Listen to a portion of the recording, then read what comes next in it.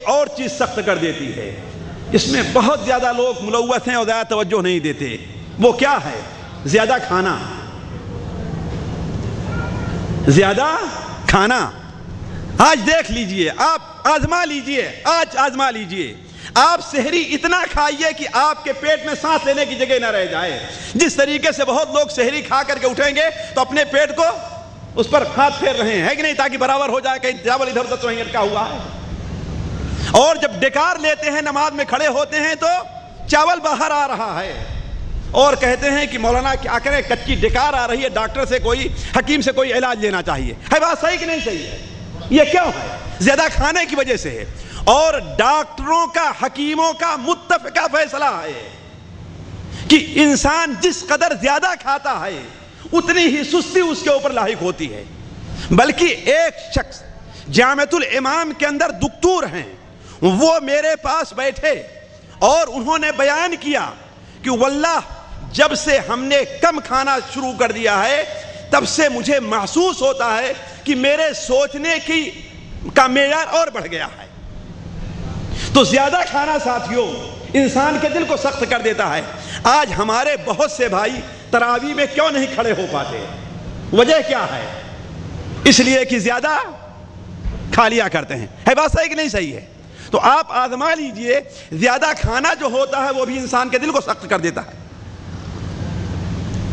چنانچہ ایک بہت بڑے بزرگ اور دلوں کے مریض کے معالج ہیں، بشر الحافی، وہ بیان کرتے ہیں کہ دو چیزیں ایسی ہیں جو انسان کے دل کو سخت کر دیتی ہیں۔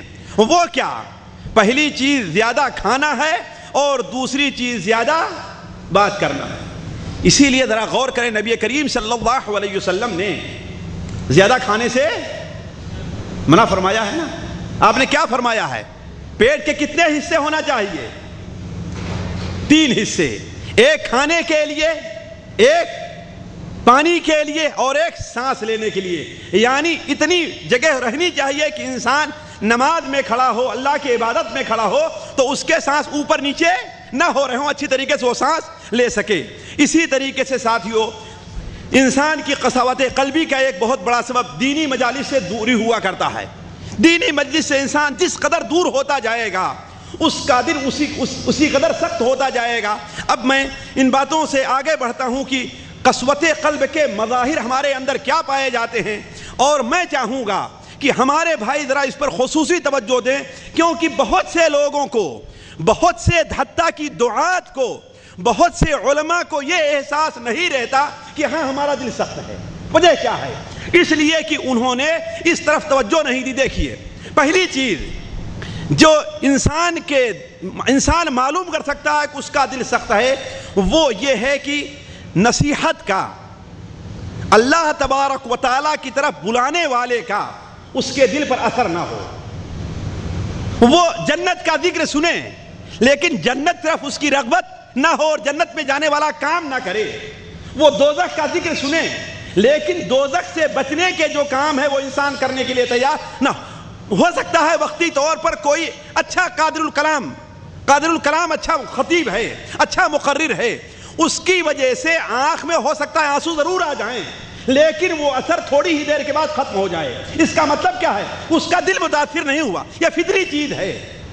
اسی لیے تو علامہ اقبال نے کہا ہے نا کہ اقبال بڑا اپدیشک ہے، نہیں کیا ہے کہ نہیں، وہ اشک پیازی بن نہ سکا